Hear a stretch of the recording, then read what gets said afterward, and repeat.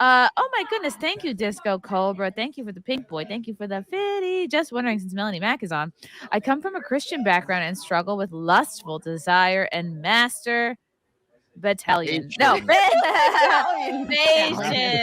I can't read. Not really into PR on at all. Porn.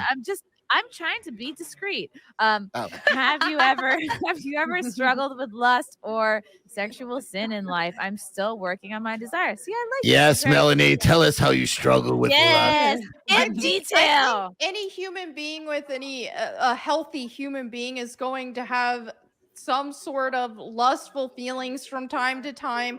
And coming from a Christian perspective, which is what you asked about, I would encourage you to read your Bible every day. If you read just a chapter of the Bible every day, like the closer your relationship is with God, and I'm telling you, like the Bible is alive. I have no other way to describe it. So if you read a chapter a day, like just in my life in general, I've noticed a huge transformation in my life. And so you're not going to have it's going to make things easier for you to stay on your walk. And then also biblically talking about this sort of topic, hey, if your eyes cause you to sin, pluck them out. Obviously, don't actually pluck your eyes out. But is that a real quote? Yes. If something is actually keeping you got to separate yourself from whatever's making you stumble. A lot of that comes with self-responsibility. Don't blame everybody, but you and lust is an active thing. It's one thing to you're immediately that thought, but to actively lust, that's a decision. And so that much is going to be on you. But also what Paul says in the Bible, 1 Timothy, I believe, is when he talks about, because for him, Paul was able to be single forever and he didn't care. He was fine. He didn't struggle with this kind of stuff. But he's like, for everybody else, hey, if you're gonna be burning with passion, find yourself a wife, or find yourself a husband if you're a woman. So do that. Like make it an effort, And so if people are just alone all the time, this is going to be a constant struggle. Lust is, because we're human beings. That's how we're made, to want to share intimacy with another human being. And so look for it, like put in the effort and try to find yourself a wife. You're fascinating, Melonie. I have 2 follow-up questions. Okay. Give me an example of the Bible is alive. What you mean by that? I mean, the Bible, already in the Bible, it does describe that the word was God and the word was with God. And so the best way I can describe it is like it's like a physical manifestation of God. And it took me actually making it a priority to read at least one chapter a day, for me to truly understand that dynamic. But I can read about something completely unrelated to whatever something might be, but I just feel God's presence a lot stronger in my life ever since. I'm just like, hey, I will not let myself fall asleep unless I read a chapter of the Bible, even if it's like 4 a.m. and I'm exhausted. I'm getting that chapter in. And so yeah, you feel the Holy Spirit and you feel the presence of God with you a lot more, even like during your day-to-day, and it makes it easier to not want to fall into sin. It's almost like the Bible was the original 12 rules for life. And then you said another thing that was interesting is that lust is did you say lust is an active thing, or lust is because I think it's there's certain, when you really think about it, if you see someone super hot and you have this initial, whoa, they're hot, like that's kind of out of your control. It's a knee-jerk reaction. But what do you do with that? That's the thing, is are you going to be undressing them in your mind? Are you going to be honing in on all of their sexual parts and focusing on it? That's the difference. The whole like, hey, think about baseball thing rings true. Think about something else. Like you can control what you were actively focusing on. Yeah. Action versus reaction. Yes. Yeah. It's like, how are you going to get anything done and like get your goals if everyone who's super hot like completely throws you off your day. Exactly, because you're going to see hot people when you go out. You can't control that, and you can't Yeah. control other people and what they're going to do, but you can control yourself. And so I think that's also one reason why in the Bible, when Jesus talks about looking at, in this case, he was talking to guys, but this applies to women as well, if that's their struggle. But looking at a woman with lust is he's talking. He didn't say, "Oh, women, it's your job to make guys not lust after you." He told the men control themselves.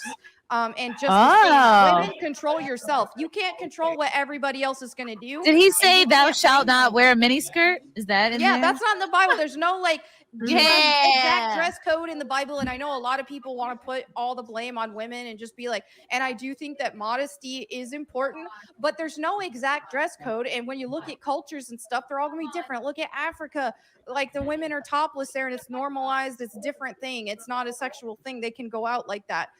So it's gonna be different. And I think that it's important to respect your culture. Like people shouldn't be walking around everywhere topless here because that's not acceptable in our culture. But Yeah. at the end of the day, yeah, you gotta, when it comes to life in general, it's my philosophy is I can focus on myself. I can't control what everybody else is going to do in life. And it's very, you can't have this victim mentality of shifting the blame on everything. You've got to take responsibility for yourself. That is a great life advice, because that's something that, like, funnily enough, I realized that in yoga. When I'm like on my little like square of a mat, and all right, Chris, I can't hear you. Sorry. I love that. This is just a very female moment that you're like, this is just like in yoga. But like it really was like I had a like a crazy moment when I was younger where I felt like the world was so against me, and I'm like I can control what I do in this moment. I don't need to have the world against me. I'm just gonna be okay. I'm living here. I'm breathing here. I can only control this moment. I can't control everything else. This is my space. I'm gonna do what I need to do in order to feel happy. Yeah. When I have like a lustful thought and I might be doing something that was, I remember I'm not alone, you know, there's somebody watching. So then I go unplug Alexa and then I do it. They are watching. Yeah, AI women have already taken over. Look at Alexa. Yeah. Don't forget Siri. Mhm. Yeah, and Siri. A lot of men are in the chat are like, Siri, I a forgot lot about of men in the chat are like, easy for you to say, like, you don't have a dick and a Well, nobody said it biological was easy. Life is hard. imperative to spread your seed. Yeah. Life is hard, man. That it's everybody's got their own struggle, and hey, that's just how it is. We gotta look out for ourselves. Nobody Life said is It is tough. worse for Yeah. men, right? Because I don't lust after shit, like ever. Dude. It's very rare. But when I do, I cannot be stopped. But that never happens. It's very rare. So there we go. Yeah. Zach knows what's up. Listen to AI Batman. Full Yeah. circle. There you go. When in doubt, listen to AI Batman. Yep. Yeah, the Batman will It's true. definitely. I think that'll be a big help. I think people should start. There you go. Watching watching AI It's like Batman. it's easy to like. I like Simpcast is now a religious show, but it's just always be checking in with yourself. If you're like in your I'm having fun stage of life, just keep checking in with yourself. Like, do I want to have a family? Do I want to have Well, kids? there's even a Have- like, Bible just- verse I have for that. I don't remember word for word, but paraphrasing, it just says, hey, in your youth, have fun, do what you're going to do, but just remember you're going to be judged for it one day. Like, so Oh. that needs to be in the back of your mind. Obviously, you know, accepting Jesus will God will forgive you and all that. So I'm not saying like, oh, you have to feel guilty about your past forever or whatever, but there's consequences to what we do. Whether it be, and just because we can be saved doesn't mean that there's still not going to be earthly consequences for the mistakes that we make as well, that affect us and further generations, that can affect your children, even that can carry on. Because I mean, yeah, people can call me crazy, but demons can get involved, and your children might have to suffer with things that the demons that you entertained, you know. So it's a big thing. I'm thinking of a lot of my ex-boyfriends probably I've fall into entertained a this demon or category. two. I I married one actually. That's Cecil's sitcom. So I married a demon.